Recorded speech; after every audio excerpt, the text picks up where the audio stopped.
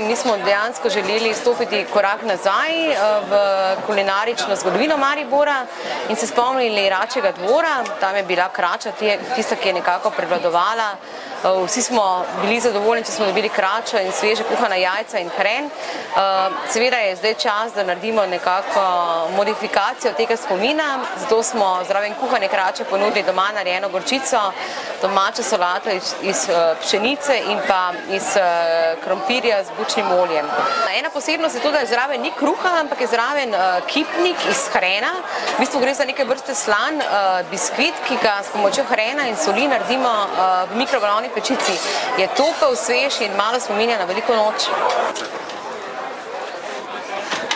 Danes imamo eno štručko, poimenovali smo lentos, torej neka slovenska oblika gyrosa z samimi slovenskimi znamenitostmi. Noter je pujsek, pečen na nizki temperaturi, z jabolki, hrenom, zelenjavo.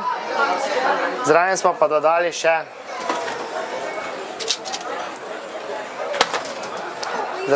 naredili še pečenkino omako v obliki želeja in pa hrustljavo kožico od pujseka.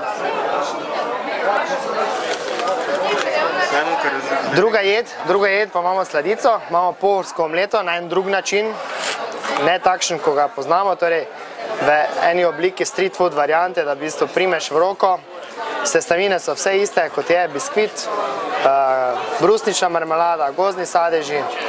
V bistvu vzameš v roko, greš po cesti in ješ street food, pravi street food. Kaj je danes pri vas bolj priljubljeno, katera jed? Grejo kar obe enakomerno. V bistvu mogoče nekak ni pravega merila, ker smo edini, ki imamo danes sladico, tako da sladica gre dosti, gre pa ravno ta štručka. Iz restauracije pri Florjanu smo pripravili našim obiskovalcem nekaj takega tipičnega štajerskega.